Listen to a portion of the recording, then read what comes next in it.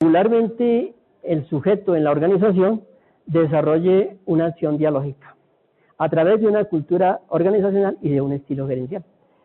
La acción dialógica que propone Morán, ¿sí?, es sencillamente recurrir y retornar a la condición de género.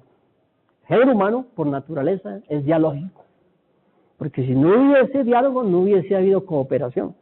Y sin cooperación, el ser humano no hubiese subsistido en medio de la agreste y toda poderosa naturaleza.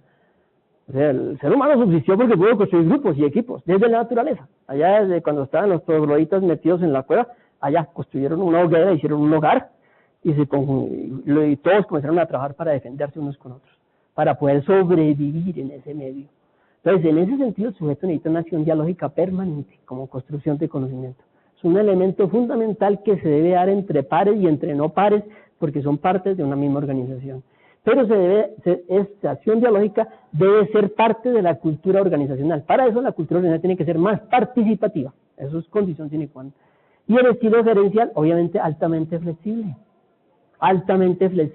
y muy preocupado por la gente. Sin un estilo gerencial, es decir, un ejercicio de coordinación, de sinergia y de autoridad flexible en función de una cultura participativa, no es posible establecer diálogos de ninguna especie.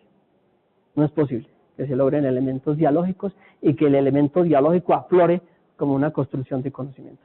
Entonces, en ese sentido, la organización es del sujeto. Aquí se presenta un elemento importante, que la organización es del sujeto y el sujeto es de la organización. Para que eso se dé, tiene que haber diálogos permanentes. No puede haber otra, y tiene que haber un sentido de identidad y de pertenencia muy alto, en el cual, digamos, vamos a construir nuestra organización. Pero no, yo vivo de mi organización y la organización vive de mí, pues eso son otras cosas diferentes, ahí no tiene nada que ver. Ahora, el otro elemento importante, muy importante, además del diálogo que señala Morán en el manejo de la complejidad que tienen las organizaciones dentro de este modelo de construcción de conocimiento, es la recursividad del conocimiento.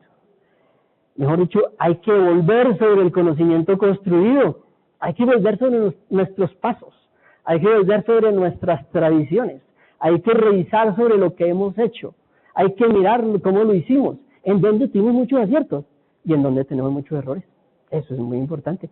Hay que volver a recoger el curso de la vida, hay que recoger el curso de las acciones.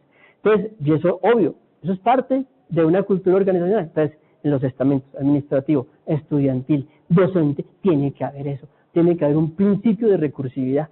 Tiene que decir sin miedo, oiga, con este procedimiento le estamos embarrando. Yo creo que tenemos que volver a revisarlo y mirar y lo podemos mejorar. Sí, eso, tiene que haber recursividad. Y tiene que haber un estilo gerencial abierto, franco, que lo permita, que desarrolle esos procesos de recursividad.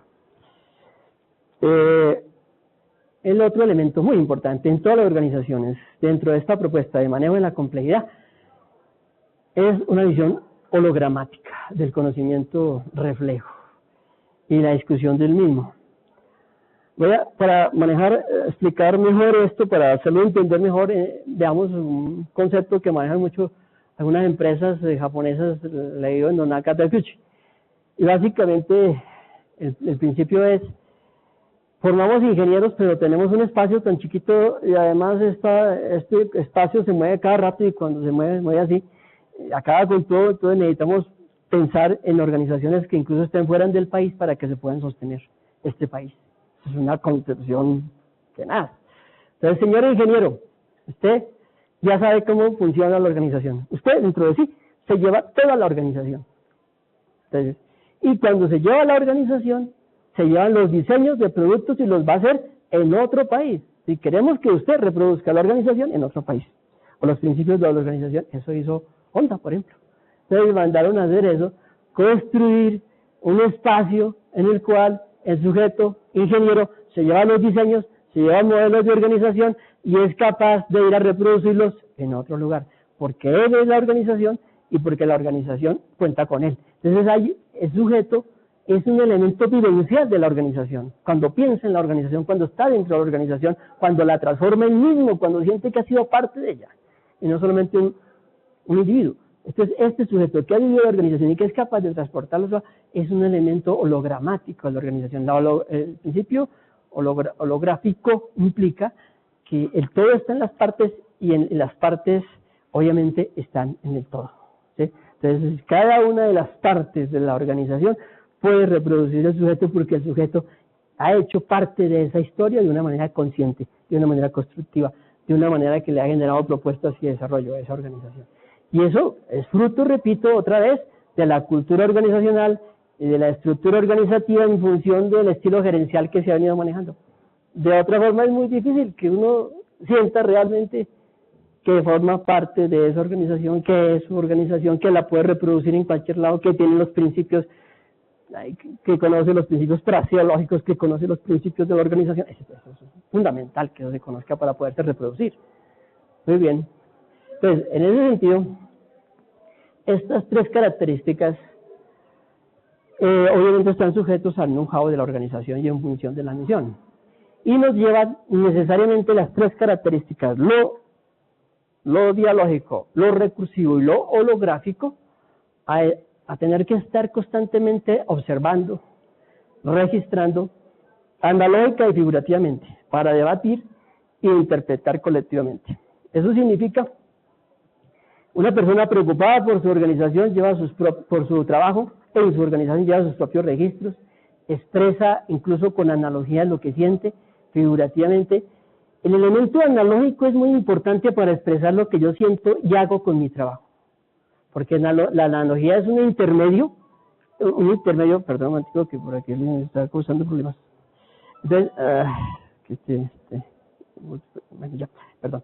Entonces, obviamente, ese proceso de observar, registrar analógicamente, figurativamente, debatir e interpretar es muy importante. La analogía está en la mitad, está en el medio de la imaginación y la racionalidad.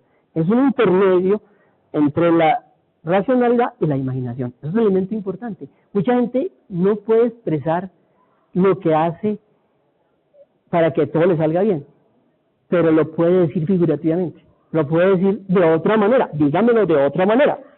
Y obviamente planteémoslo con una idea adjunta, es decir, dígamelo, válido de otro objeto, represéntemelo en otra cosa. Entonces está haciendo obviamente una analogía o puede construir algo más, una metáfora. Entonces la metáfora y la analogía son dos elementos que permiten interpretar una realidad y expresarla, sobre todo expresarla por un sujeto, ponerla ante otros para que les pueda servir de apoyo. Ahora, el debatirla y interpretarla colectivamente es generar diálogo, una acción dialógica.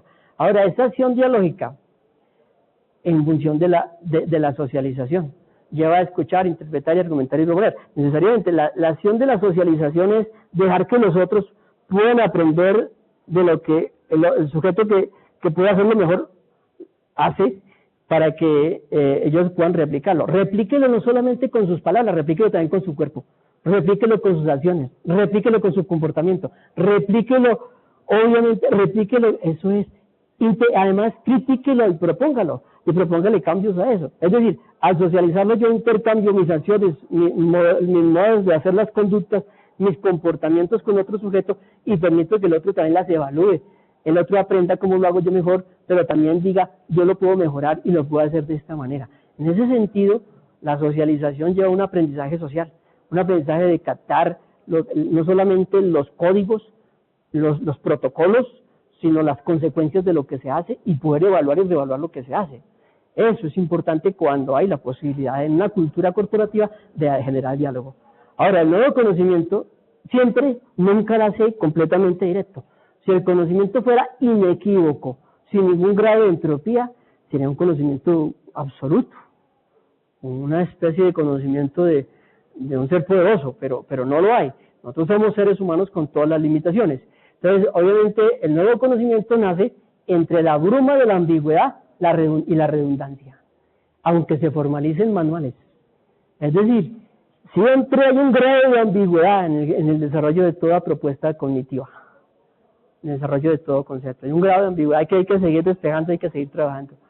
Y obviamente, al redundarlo, al hacer que todos tengan ese conocimiento, lo tengan en diversas instancias, aunque parezca innecesario ese conocimiento para esas instancias, ¿para qué va a tener un informe de finanzas, un grupo de investigación? Tenga esa información de los estado de pérdidas y ganancias de la organización, mírenlo, obsérvelo, miren qué vamos, de pronto puede proponer algo con esa información. Eso es lo que enriquece una organización, que puede el conocimiento ser accedido por las diferentes instancias en los diferentes lugares y puede ser objeto de reflexión, eso es, y no es un aspecto únicamente de una instancia o de un ejercicio de poder, etcétera, etcétera.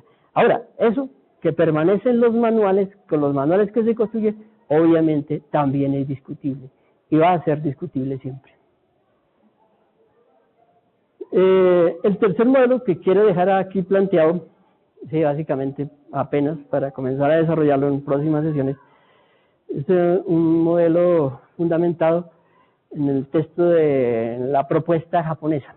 Como toda propuesta extranjera que llega a nuestra realidad tiene que discutirse, tiene que debatirse. Hay unas lecturas que están circulando sobre la fundamentación epistemológica de este modelo. Vale la pena conseguirse también el libro, ¿sí? Las organizaciones que crean conocimiento, la forma como presenta Yukihiro Nonaka y Hirotaka Takeuchi todo el problema de la creación del conocimiento en las organizaciones. Estos presentan ya hay que crear conocimiento en las organizaciones. Y este conocimiento, básicamente este modelo se expresa entre lo tácito y lo explícito a través de metáforas. Regularmente el conocimiento, el mejor conocimiento, ¿cómo es que la abuela hace esa sopa que le queda con tan buena sazón? Eso solamente lo sabe la abuela, ¿sí? Y alguien le pregunta que le explique cómo lo hace, pues le dice, le echo un poquito de esto, le echo otro poquito de esto, y finalmente la rebulla así, y quedó, pero nadie entendió qué fue lo que diablos hizo. Entonces toca ponerse a hacer con ella tal y como lo hace, para entender cómo es que la abuela hace la sopa tan rica. Y toca practicarlo con ella, aprender de ella, aprender en la práctica, y, es decir, socializarlo con ella. Hay en todo ese proceso para poderlo aprender. Muchas veces la gente hace arepas, pero no hace las arepas del mismo modo. Las arepas les quedan mejor o gastan más o menos más, igual obleas, todo ese tipo de cosas. Porque la práctica del sujeto, como decía el mejor bateador de una liga gringa de béisbol, ¿y usted cómo es que hace esos hits tan espectaculares? Entonces empezaba el tipo, en este libro de Nonaka Takeuchi se explica, entonces decía, cojo el bate, me cuadro, le doy un giro así, finalmente lo siento y le pego. ¿Dónde está esa parte de lo sientes? ¿Sí? Es decir, ¿cómo es que eso hay que sentirlo, hermano? Eso hay que sentirlo. Eso no se puede explicar así. Lógico, desde ese punto de vista hay mucha gente que hace grandes cosas y muy buenas cosas, pero no las puede explicar. Repito, ahí viene la acción de la metáfora. Y estos japoneses trabajan mucho con el concepto de la metáfora. ¿Sí? Un elemento que nosotros podríamos mirar cómo podemos aprender y cómo decimos nosotros los latinos las cosas. ¿Sí? Hay muchas cosas que decimos que tienen 2, 3, 4 sentidos y solamente nos reímos nosotros, porque alguien que esté fuera de nuestro contexto no se va a reír, va a creer que es una estupidez o que está diciendo cosas que no son. Pues sí, nosotros los latinos decimos cosas con doble sentido, con 3 sentidos y hasta con 4 sentidos y disparamos sentidos para muchos escenarios. El problema del sentido, de cómo decimos las cosas, muchas veces lleva vínculo una serie de conocimientos que son importantes de rescatar, que son importantes de tener en cuenta. Entonces, tenemos aquí este cuadro muy sencillo que se maneja en el libro de Nonaka. Conocimiento tácito básicamente es el conocimiento que tiene el sujeto a través de su experiencia. Y cuando dos tácitos, el conocimiento tácito, el paso del tácito al tácito implica un proceso de socialización, es decir, proceso de aprendizaje social. El sujeto, el caso, por ejemplo, del panadero que hacía el mejor pan. Y obviamente nadie sabía por qué era lo que hacía para que hiciera el mejor pan. Fue dar la fórmula, forma de amasar, tipo de máquinas que usaba, pero nadie le quedaba tan bien como le quedaba ese tipo. Y los ingenieros se fueron a ver qué era lo que hacía y se fueron a imitarlo. Y se dieron cuenta que en algún momento torcía la masa, torcía bien la masa, y todos se pudieron a torcer bien la masa. Pues eso es lo que hace diferente que no hacen nosotros. Y al fin lograron construir un proceso que se pudiese llevar, ya todos más o menos hacían lo mismo, entonces lo llevaron a un plano de exteriorización, lo llevaron a un plano de discusión, a un plano de diálogo. Lo fueron pasando de un conocimiento tácito que tenía el sujeto a un conocimiento explícito.